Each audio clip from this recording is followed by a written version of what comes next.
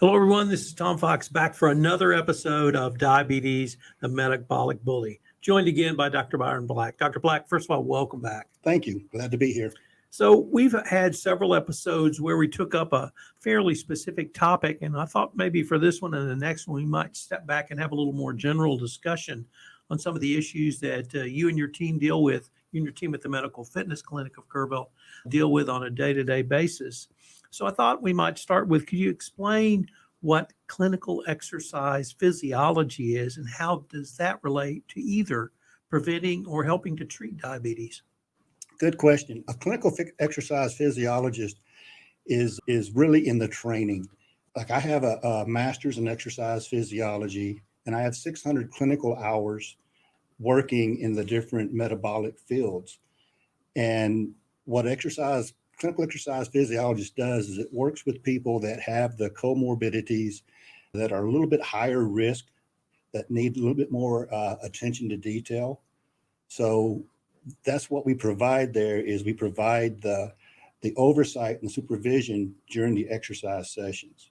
So when you're in there with us, we are right there beside you the entire time, making sure you're doing things correctly. In an earlier episode, you talked to us about how, I don't want to say you stumbled into this field, but you became aware of it and started to study. But the question I really wanted to ask you is, you're very passionate about this. Correct. And why the passion to bring exercise as a treatment or even a prevention of diabetes?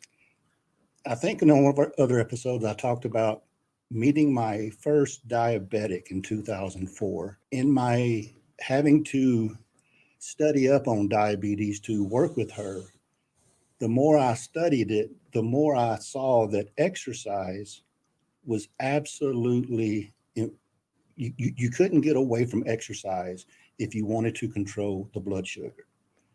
And that, being an exercise physiologist, as I kept studying that more and more, I realized that without exercise, diabetes is going to run rapid. And so that's my goal, is to get exercise out there as the controlling factor for diabetes. I don't want to sound too naive, but there's not a lot of negative benefits from exercise. None, not at all. And for over 30% of our county is over age 65. Is that hold true for the mature population we have in Kerr County?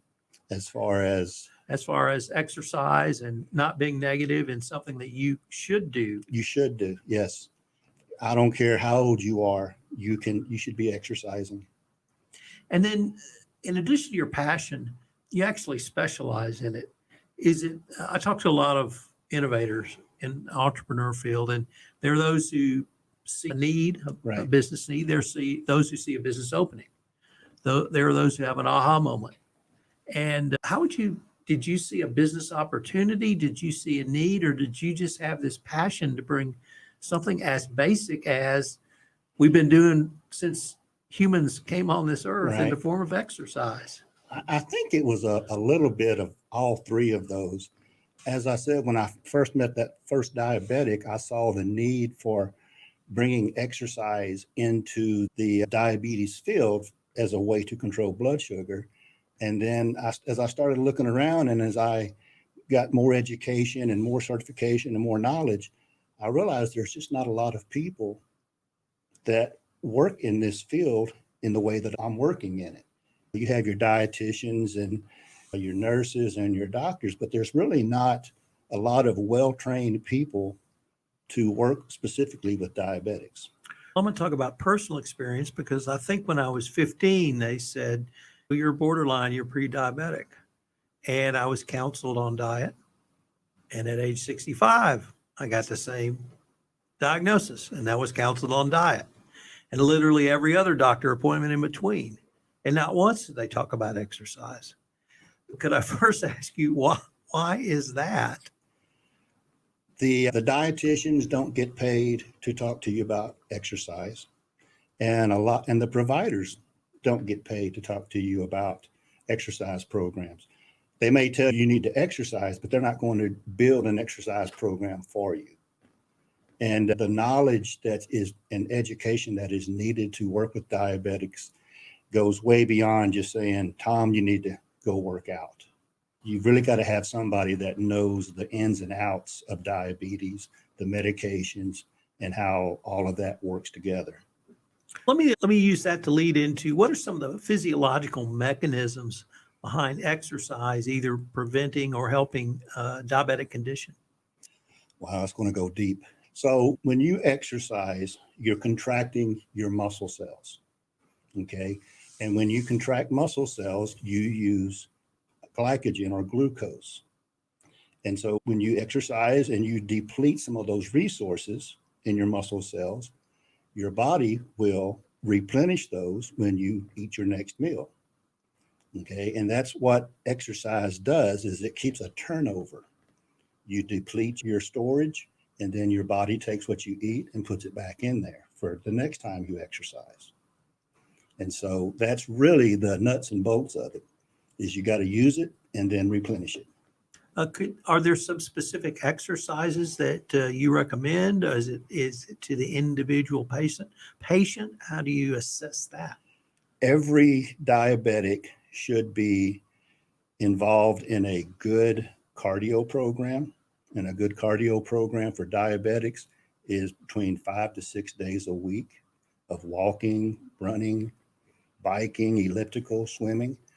And they should be involved in a good strength training, weight training program. Those two work together to keep the muscle cell efficient and working properly. When you say cardio, does that mean getting your heart rate up to a certain level, or is it something different?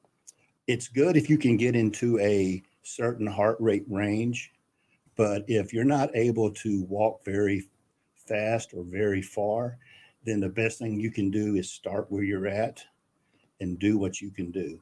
I don't care if you have to do 2 laps around your couch. That's a good starting point, and you keep building from there. For instance, my hamstrings are torn up, so I can't walk very fast. Right. I can walk about 3 miles, but I can get on a bike and get my heart rate up. Perfect. Is getting on the bike and getting my heart rate up better for what you're prescribing, or is it just moving like I would walking? Walking, any equipment that you use that you can do for an extended period of time and get your heart rate up is good equipment. So you can't walk because of the hamstrings, but you can ride a bike. Perfect. No fault in that. So what about weight training? Many people think weight training means you're trying to bulk up. I don't think that's what you're saying. No. Then explain what you do mean by weight training. A lot of people think you have to spend hours in the gym and look like Ronnie Coleman or Arnold Schwarzenegger. And that's the furthest from the truth that you can get. A good weight training program is 2 to 3 days a week, 2 to 3 sets per exercise, and 12 to 15 reps per exercise, per set. And one of the key things that a lot of people miss out on when it comes to weight training is going to muscular failure. They tend to go toward a number versus finding that muscular failure. And that's the muscular failure is where all the good stuff happens. But you don't have to spend hours in the gym. I think one of the things many people struggle with is consistency and motivation. I've been working out since I was about 11, so it's just part of my life. Right. And it's a routine to me, and if I don't, I get a little twitchy. So that's not a problem for me. But how do you help people who haven't perhaps worked out as much as me, get them started, but more importantly, keep them going on a regime? As a while ago, I said you start where you're at. A lot of people, most people that don't have a workout routine, they can get benefit from just twice a week. Now that benefit's going to be short-lived, and eventually they're going to have to go up to 3 times a week. And so that's the key part of it, is listening to your body. And when it says you're done too much, you back off. And when you don't feel like you're doing enough, you increase. But you do it in small chunks of increases. So that way the body has a chance to adapt to the new stimulus. If you try to go from 0 to 100, you're only going to get about 70 before your body says, that's it, no more. We got to take a break. But if you do it in small chunks, it just adapts right along with you. Let me take a little bit of a deep dive into a technical area, and that's insulin and insulin sensitivity. What can be, or what are some of the things that you need to consider around exercise and how they impact insulin sensitivity and blood sugar regulation? The first thing you have to be aware of is the medications that you're taking and when you take them, because you don't want to take them, say for insulin, for instance, you wouldn't want to take your insulin and then go to the gym and work out, because now you're going to get a double whammy on your blood sugar and you could go hypoglycemic. So you want to make sure you're taking those spread out. And exercise, the way it works is your cardio. When you do your cardio, it's like the vacuum cleaner of the cell, for the cell. It takes all the junk, all the metabolic waste out of the cell. And then your strength training or weight training helps build up the efficiency of the cell. We have a little vesicle, little part of our muscle cell called the mitochondria. And what strength training does is it makes that very efficient.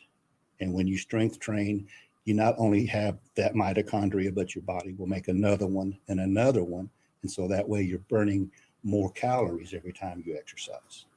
Let me turn to diet, and specifically diet and exercise. What advice do you have for either combining those two, or at least thinking about how you can use both of those strategies to help prevent or manage diabetes? When it comes to, I prefer to use nutrition, because diet has such a negative connotation to it nowadays. Everybody thinks that you're going to go on a diet, so you got to give up all this food. But if you say good nutrition, now you get to eat pretty much what you want. And when it comes to good nutrition, there's two parts to it. It's not cutting out all this stuff from your diet. It's adding stuff into it. It's adding the fruits and the vegetables, the whole grains, and making sure that you're eating as healthy as possible. Doesn't mean you can no longer have a Snickers once a week. It just means you're trying to eat better. And then there's also eating habits. Do you eat breakfast in the morning? Do you eat lunch? Do you eat dinner? Do you do the snacks in between? Some people tend to say that's old school thinking, but it's still around today, and it's still very effective at helping you to maintain a good eating habit. Because if you skip breakfast and lunch, chances are you're really going to binge at supper. Whereas if you do those small meals, you're not as hungry, and your body learns that you're going to feed it. So instead of storing everything you eat, it uses it for energy. Well, Dr. Black, unfortunately, we are near the end of our time for this episode. But before we leave, I wanted to ask you, if our listeners wanted any more information on the topics we've touched on, or the Medical Fitness Clinic of Kerrville, what would be the best place for them to go? They can come by and see me at Peak Fitness at 1337 Bandera Highway. They can call or text me at 210-569-4129, or they can send me an email at byron@mfcok.com. And your business website? www.mfcok.com. Well, Dr. Black, thank you very much. I look forward to continuing this conversation. Thank you. This is Tom Fox again. Thank you so much for listening to this episode of Diabetes, the Metabolic Bully. I hope you will enjoy this podcast, and that if you do, you will subscribe, rate, and review wherever great podcasts are listened to. Diabetes, the Metabolic Bully is a production of the Texas Hill Country Podcast Network.